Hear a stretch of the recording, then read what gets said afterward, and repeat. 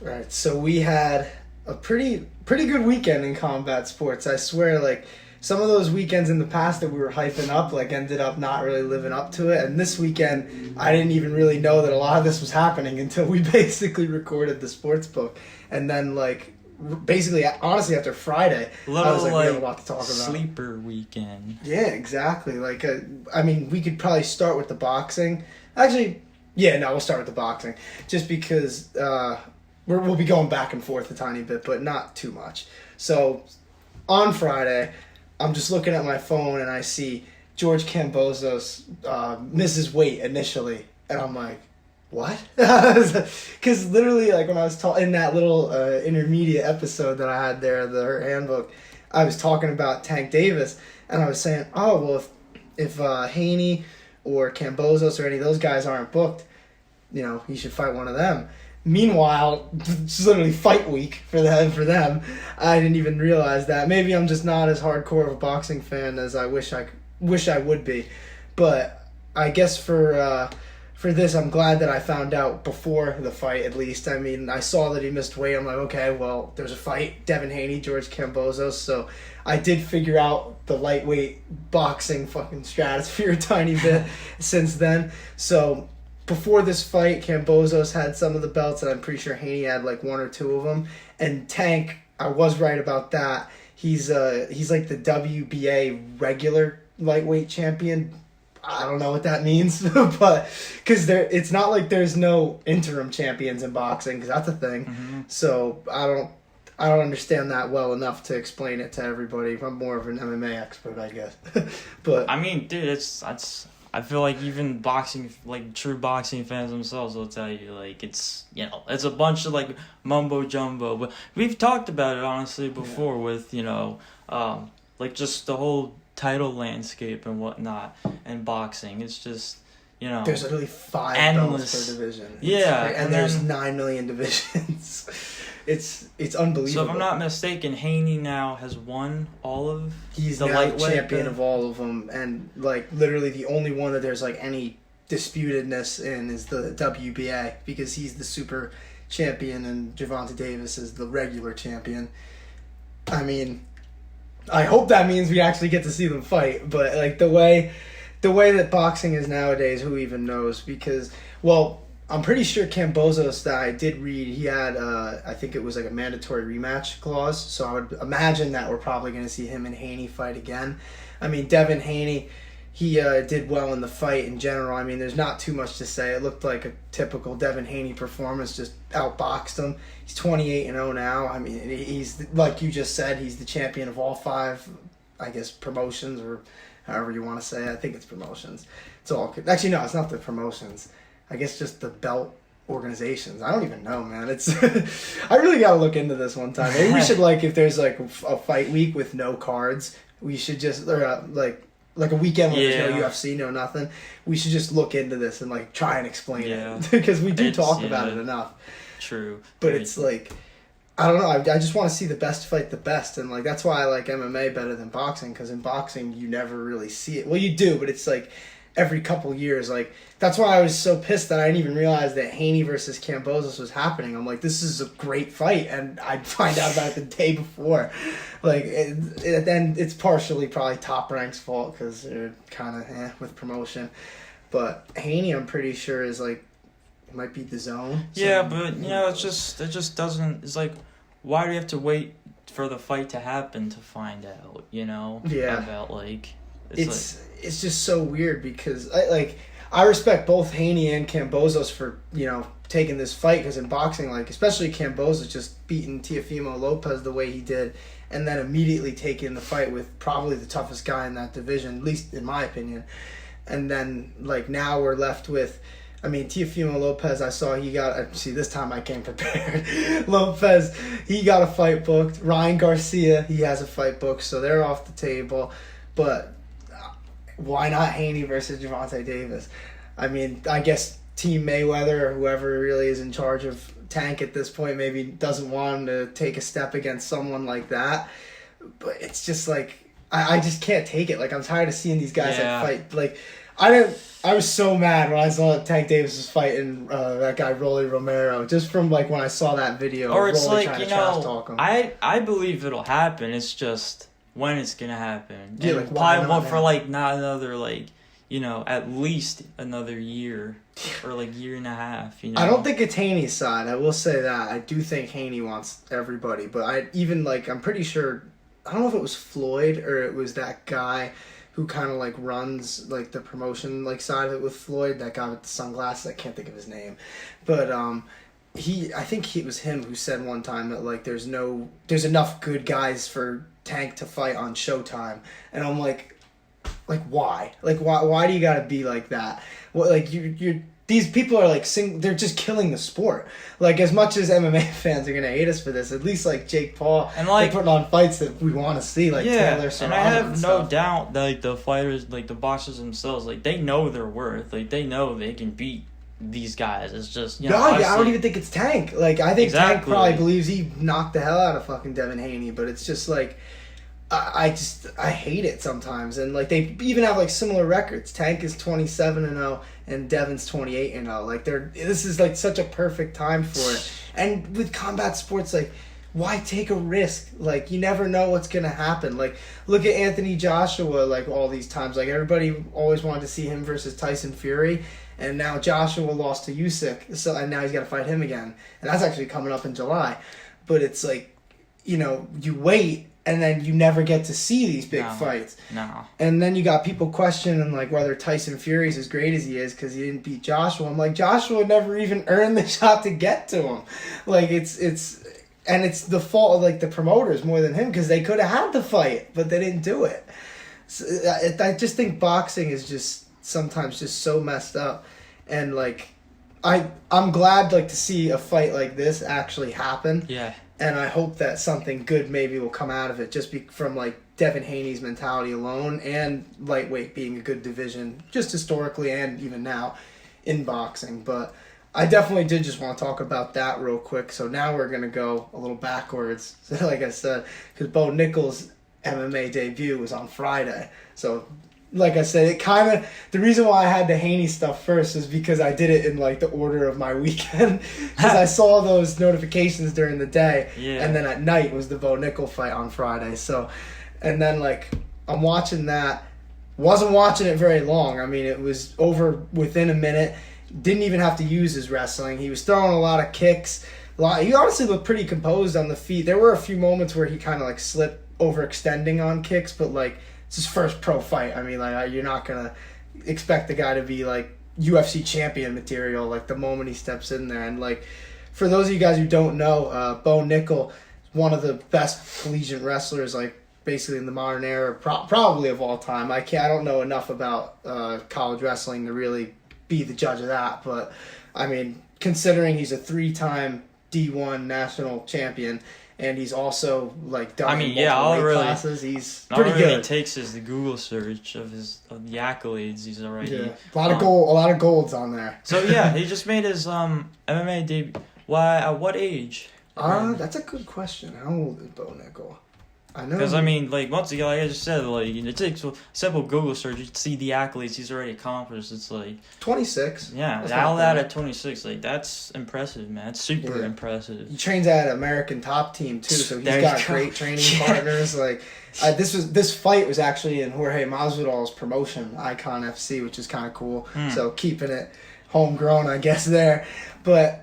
I just thought, like, and people were giving him shit. They're saying, like, oh, well, he's fighting a can. I'm like, this is pro MMA debut. Like, what do you want them to do? Give him, like, a former champ? Like, come on. I mean, I get he's one of the no, that's always one of the better wrestlers. That's always gonna come with people that have, you know, all this hype around them and whatnot. You're always gonna have those people that are gonna try to bog it down and just be like, oh, like, you know.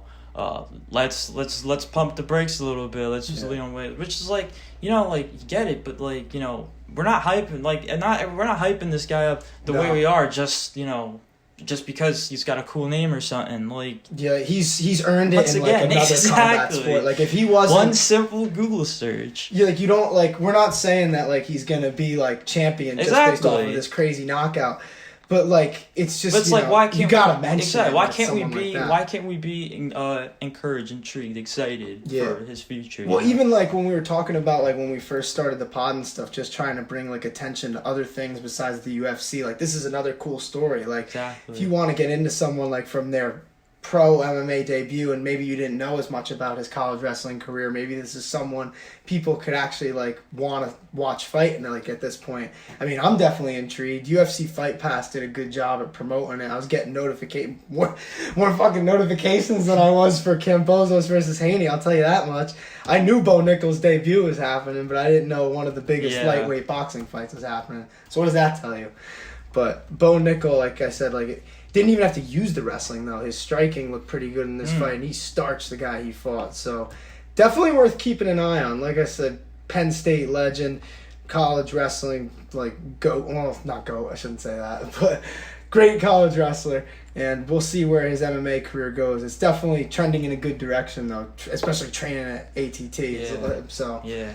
But I guess now we can get to the UFC card, UFC Vegas 56. Main event was Alexander Volkov and Jairzinho Rozenstruik.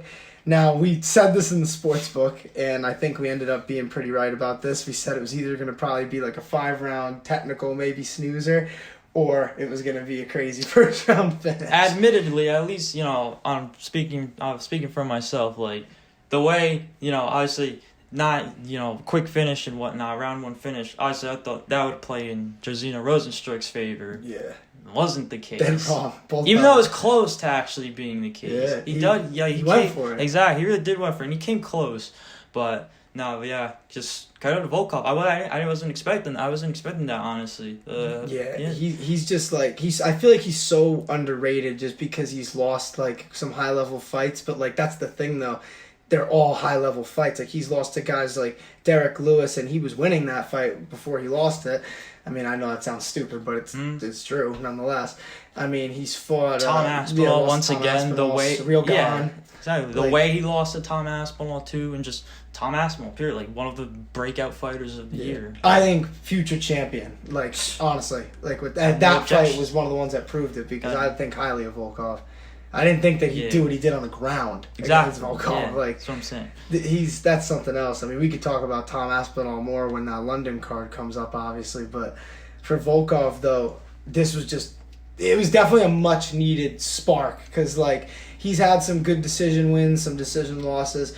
And obviously the Aspinall one was a finish. But, in this fight, like, he really needed to make a statement. And in a fight where we're saying the loser of the fight probably, like, had more to talk about than the winner.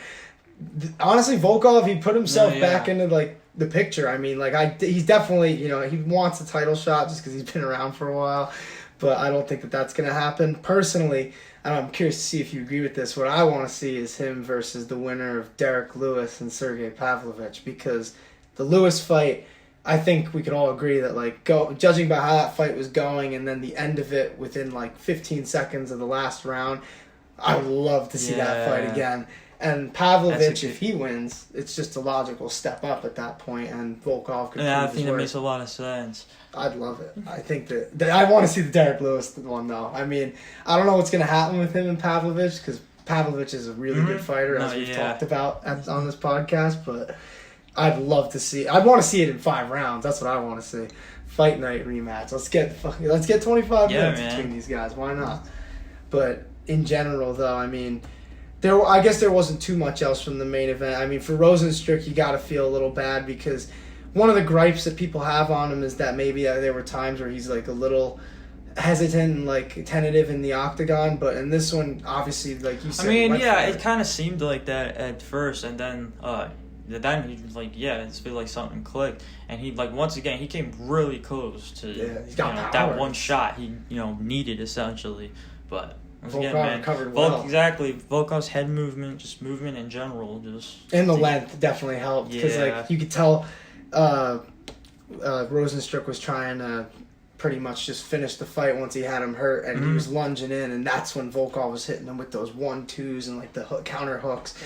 It was honestly a great finish by Volkov, and it shows a lot about like him as a fighter to come back from being hurt like he kind of was, and then finishing him within the same round. So great win for Volkov. But on to the co-main event, Movsar Evloev versus Dan Ige. I mean, sort of went the way we were thinking Honestly, it was going to go, but on the feet, a lot more than I was expecting.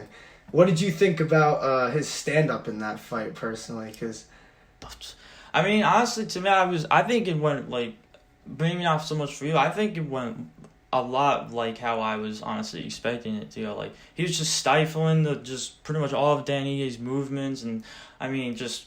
You saw, like, at the end, he just kind of in classic Movsar Evloev fashion, just, not a lot of damage is going to be taken, and, even when he's going to wear you down, and more than likely, it's going to be a decision, when it goes to the scorecards, it's going to be in his favor, and, I mean, like, yeah, and then now Dan Ige's, we're talking about, like, Dan Ige, like, he's not gonna fold. Like, he's going to give Evloev, and just come forward that whole time. Yeah, man. Once again, I gotta say it again. He's just Evloev is just, he's such an intelligent, just agile fighter, and he just said it yourself, like, because I'm sure a lot of people are thinking the same you're thinking, and like, wow, like, that was a really impressive stand-up performance there that quite a few people probably didn't see coming.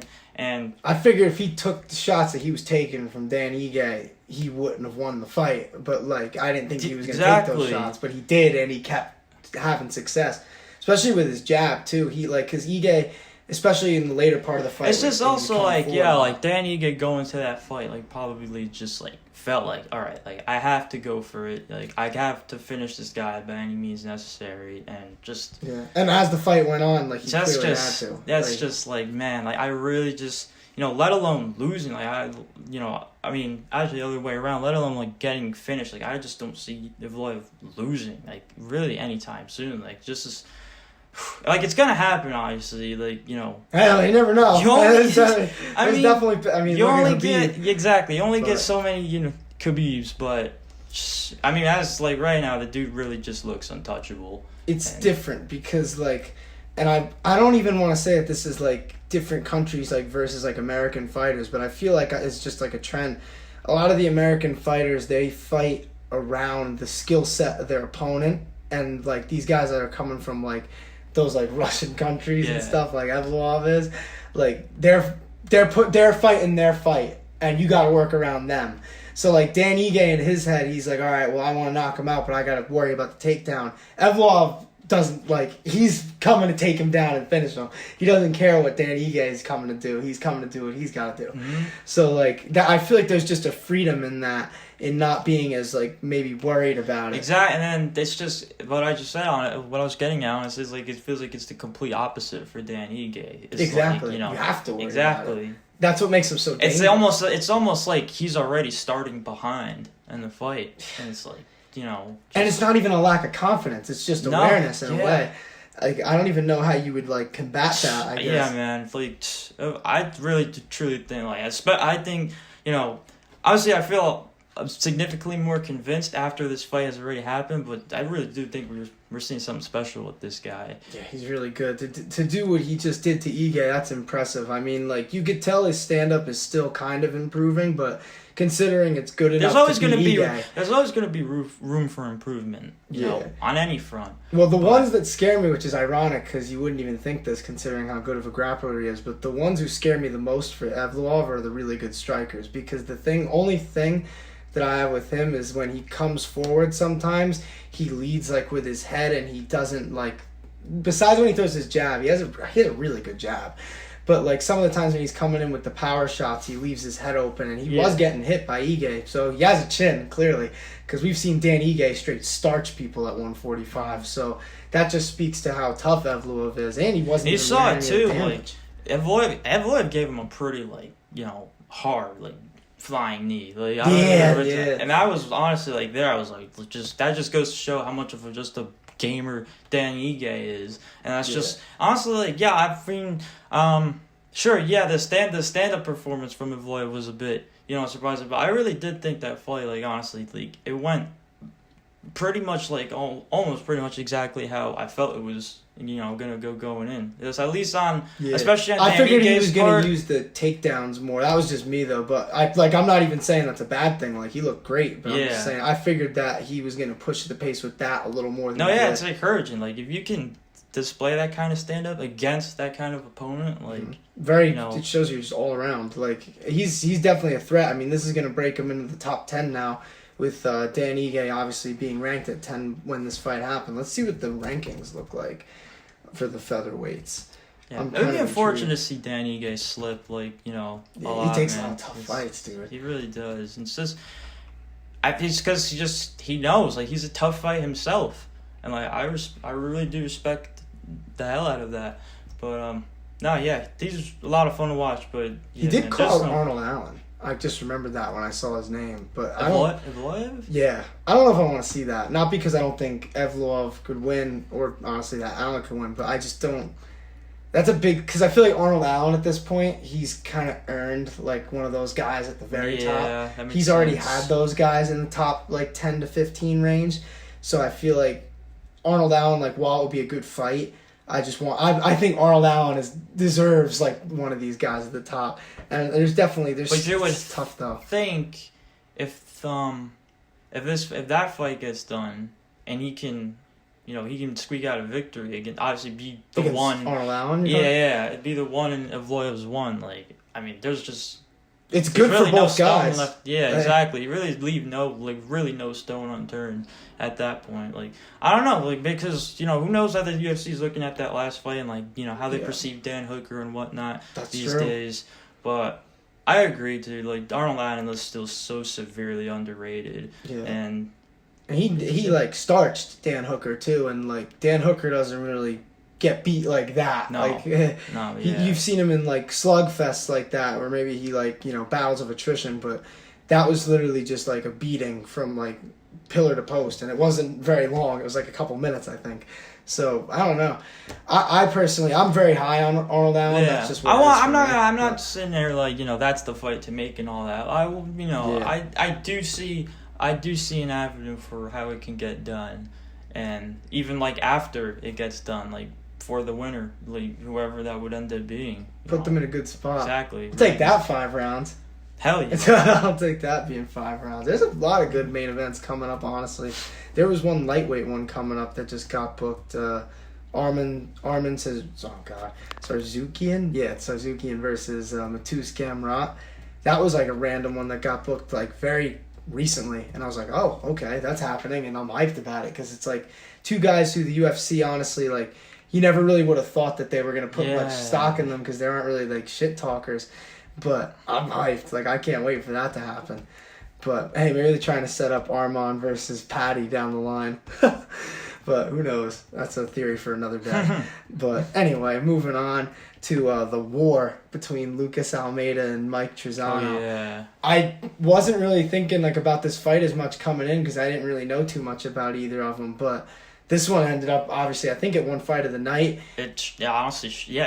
I don't really see what else. I'm pretty sure it did. Yeah. But this one was nuts. Like, it was interesting though because like, even though it was like back and forth, I still figured that Almeida was the better fighter just from the beginning of round 1, because like he looked a lot faster and he was having success right up until Trizano dropped him, and then in round 2 he was in that really bad cut. Yeah, that's true. That was that was from like an elbow, wasn't it? Yeah. It was almost as if like the fight was gonna stop right then and there, but like thankfully it didn't. And, honestly, we got a proper finish and all of that. Yeah, it was set up beautifully too. Like in round 2, and even Felder was like pointing out on the commentary just because it was so apparent. Like every time Trizano was coming in, he was getting hit with that left hook counter. He got dropped with it in round 2, ended up leading to the finish in round 3. But man, anytime you get like a blood and guts type of war like that, always worth noting. Of course. And like, I don't really know like where Almeida would go from there, just because like there's just too many fighters at this point to like try and think of matchmaking for a guy who's not ranked. But we shall see, I guess. It's a great show in regard, like on the main card of any feature card. bout too. Exactly. That's a good spot to be in. That whole main card was honestly pretty good. One of the other fights that I liked, that like not even trying to get there's not even really too much to get into honestly because it was so short. But Ode Osborne's knockout, did you see that one? Of course, man. God. That was, because we touched on that and I was more in favor of I won't say necessarily in favor of Dasha, but I was kind of riding with Dasha in the sense that if he could avoid that knockout potential and power from Osborne, like I think he could be all right and then squeak out a decision victory. But could not avoid the power at the end of the day. That was it. Beautifully set up by Ode Osborne. Yeah, I've been a big fan of him. I like him because he's a cool dude. I remember when he was on the Contender Series a few years ago, and like he was doing that while being like simultaneously being a teacher. I don't know if he still does teach, but either way, like I thought that combination was pretty cool because I think the kids like they all knew what he did too, so they all like supported him. It was a cool story. I just remember that is really cool. Enjoying that. So ever since then, I was like, all right, this guy's a cool dude, and he's exciting as hell to watch. And this fight was no different. But to your lock of the night, which started off the main card, Alonzo Menafield proves you right, uses his wrestling, and landed a lot of brutal elbows from the crucifix position to finish his opponent. Just, I guess I'll let you take the reins on that since that was your big pick of the night. Like honestly, the knockdown and whatnot, it was, I won't necessarily say like I'll say in the sense like I was expecting like this guy to be knocked out cold, like just there's a huge shot from Alonzo Menafield and just to where he wouldn't even need to lay it on a ground and pound or whatever. But I mean, it looked a little obviously wasn't perfect from Menafield. It doesn't. We got past the first round and all that.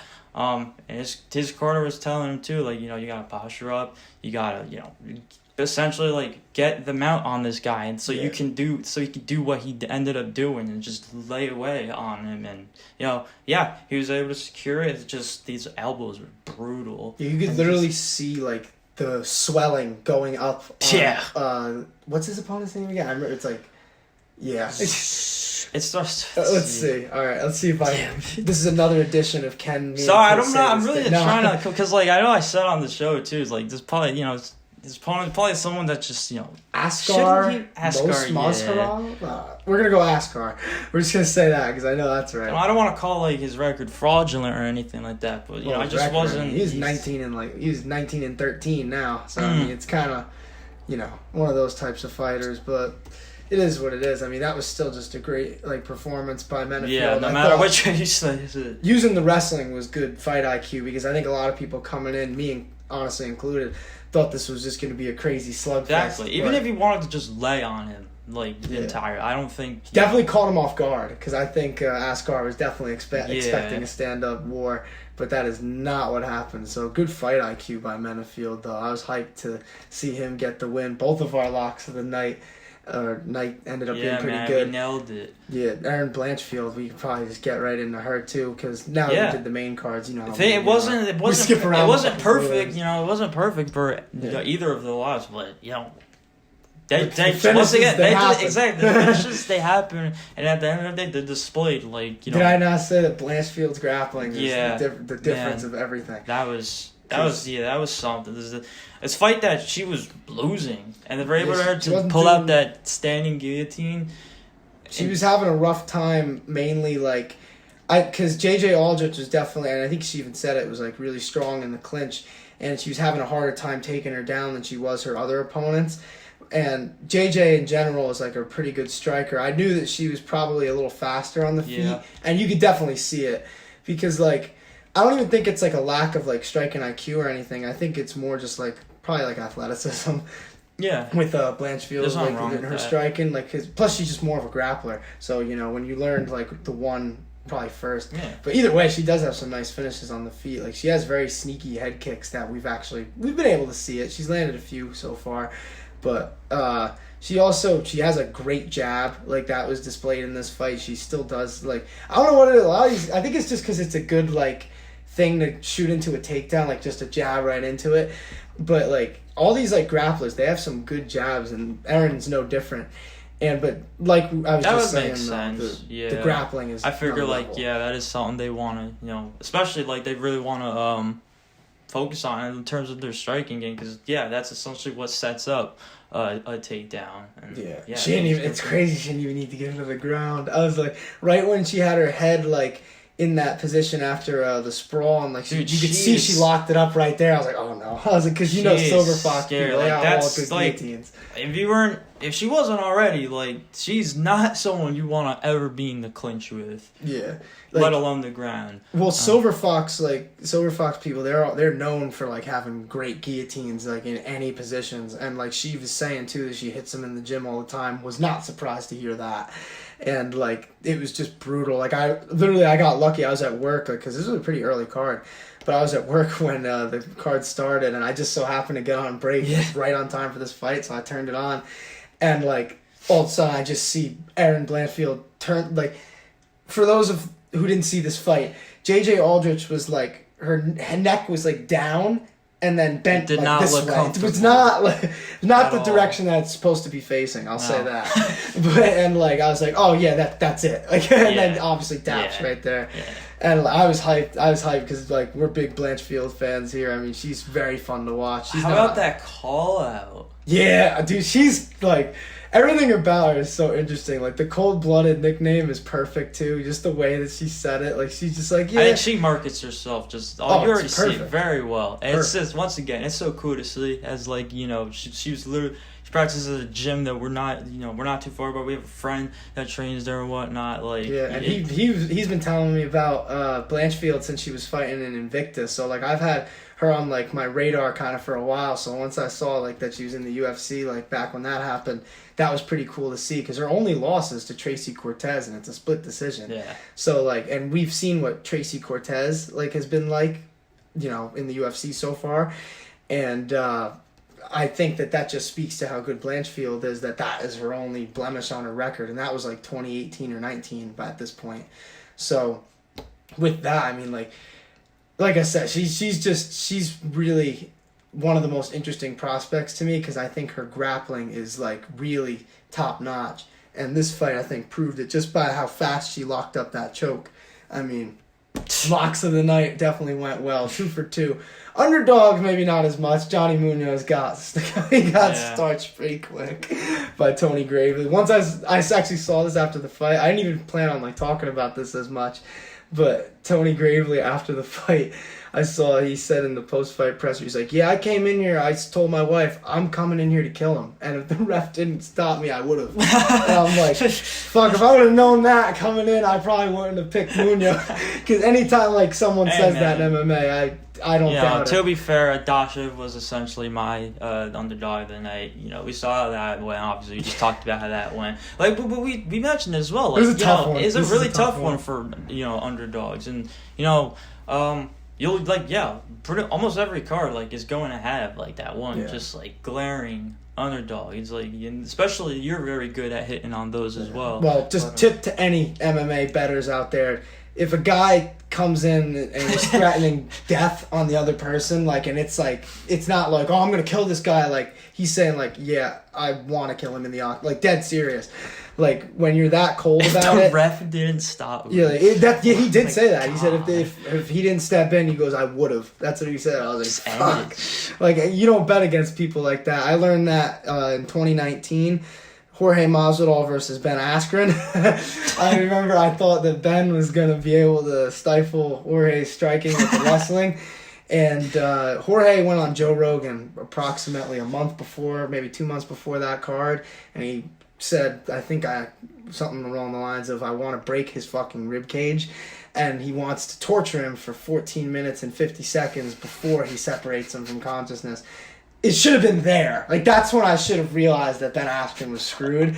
But no, I was fooled by the trash talk and Ben Askren's wit and fun during fight week.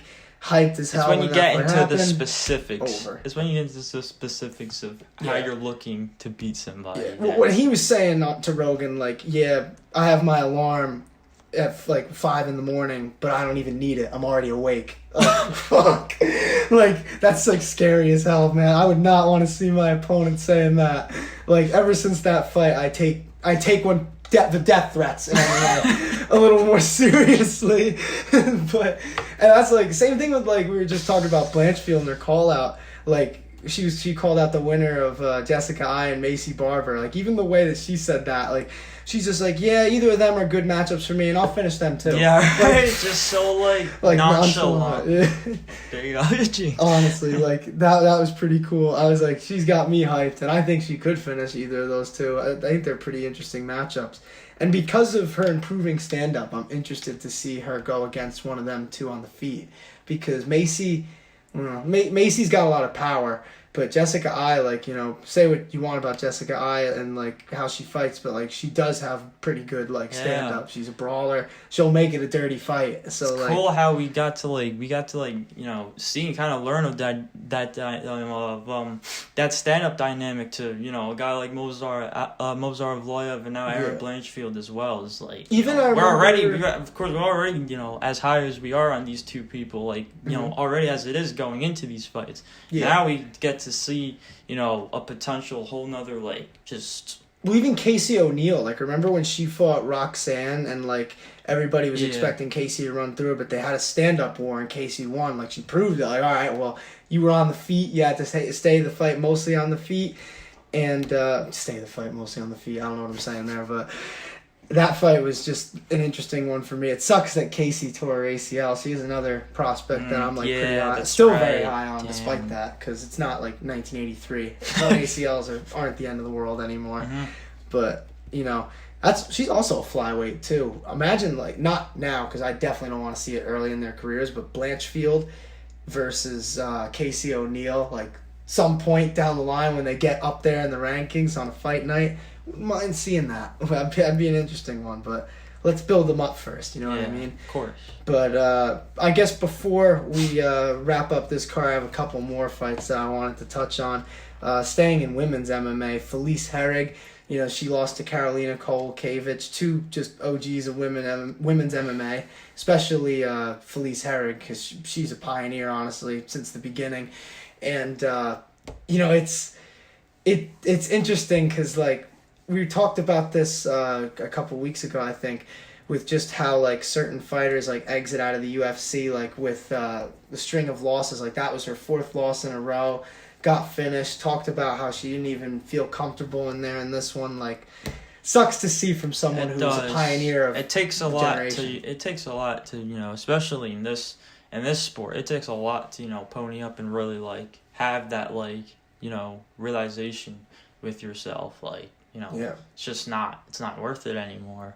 You know, what's the point? What's, you know, the point of still, like, you know, staining and, like, tarnishing your legacy with, you know, especially, like, she said it herself. Like, that's not how she was trying to go out. Yeah. But, you know, before, like, you know, if she...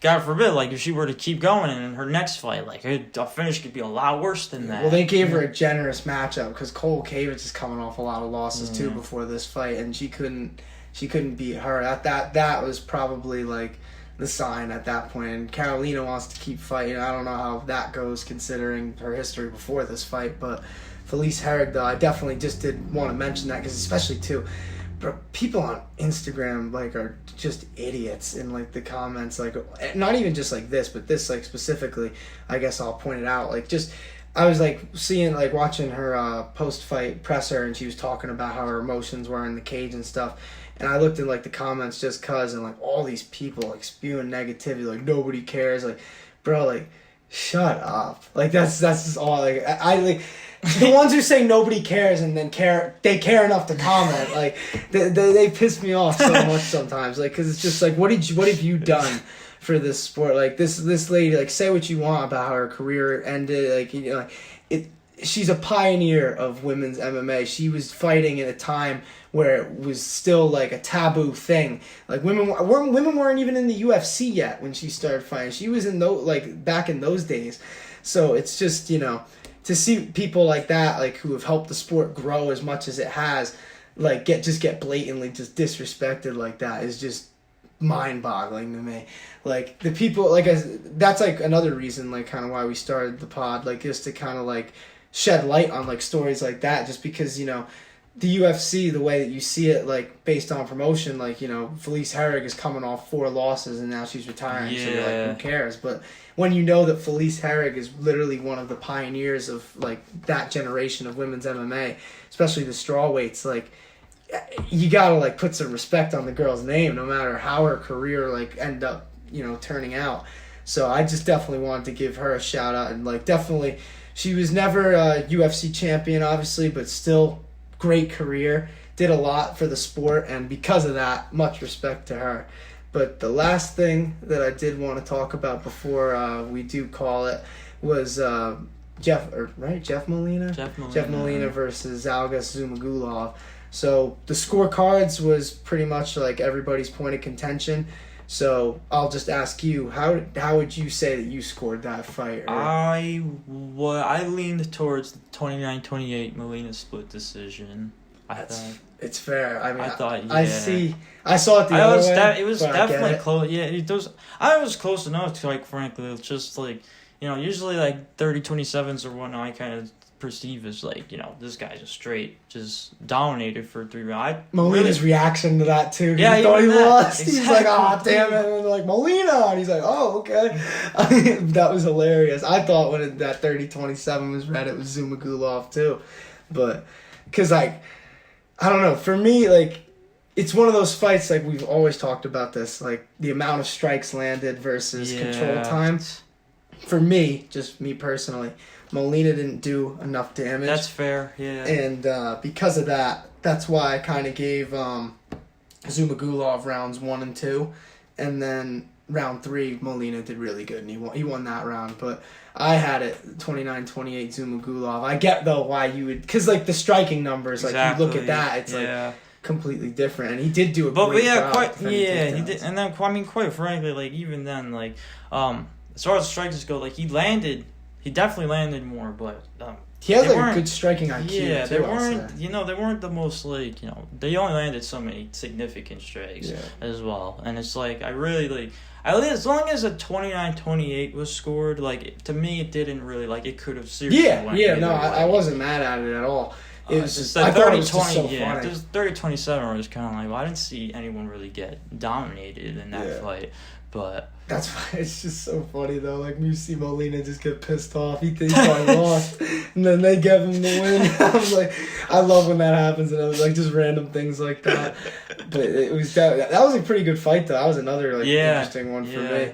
I was, like, coming in, I think we did talk about it a little bit. Yeah, we did. I liked the Jeff Molina knockout prop. Hey, he came close a couple times with the strikes that he was throwing. Molina, like, was impressing me with those knees he was throwing up the middle. That's why I mentioned, like, his IQ, because the strikes that he was throwing, albeit they weren't landing as much damage. No, like you just said, he's a very, like, you know, high level IQ striker. Yeah, and, like, clearly we just saw that played, you know, into his favor in this last fight.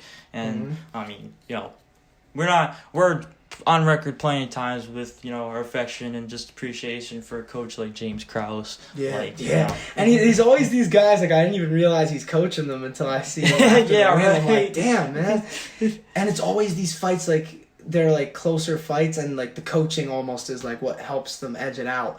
Like, James Krause truly is, like, one of the more interesting people in MMA. Like, and I might be a little more biased now that I actually got to meet him, and he was, like, a cool dude. Dude, it's totally understandable. He's a great coach. Like, all these guys that he has. Exactly. Like, even you'll see, like, his fighters too. Like, they just, like, it goes beyond just the octagon. Yeah, you can tell, like, it's a personal connection. Like, he genuinely cares about all the fighters that he coaches. If you follow him on any social media, you'd see that. It's just, like, Jeff Molina is another example, like, a very precise striker, and he's only, like, I think he was, like, 20, he's in his 20s. I know that. I don't remember the exact age, but he's still young. So, only, you know, room to go up from here. So, I was intrigued by that performance. Like I said, I didn't personally think he pulled it out, but I'm not mad at the decision, and he did show a lot of good things in that fight. So, I'm intrigued to see where he goes going forward. But, honestly, all in all, like, just to fully, like, wrap up this card, I thought that it was definitely exceeded my expectations. Like, I had definitely a few For fights sure. I was looking forward to, but great card. Like, a lot of action, a lot of good moments. Clearly a lot to talk about based on what we were just going through. I mean, I think our locks of the night went pretty well, starting that sure. off. Hopefully you guys enjoyed the Hurt Sportsbook, or our little revamp. We'll be getting that better and better for you guys. And obviously just improving the content more and more each week in general. So this week, I guess we got Talking Tough on Thursday coming out. And then on Friday, we got the Hurt Sportsbook for the big pay-per-view in Singapore, UFC 275, 2 championship fights. Main event is Glover Teixeira versus Yuri Prochazka, light heavyweight title. Can't wait. Flyweight title for the women, Valentina Shevchenko versus Talia Santos. Cannot wait. And then also the rematch between Joanna and Zhang Wei Li. Yep. Man, I can't wait to see that one. That I might be more excited than the championship fights, because those two, like, they're always fun to watch. And if you we always say this, if you guys have not seen this fight between Joanna Jędrzejczyk and Zhang Wei Li, watch it, please.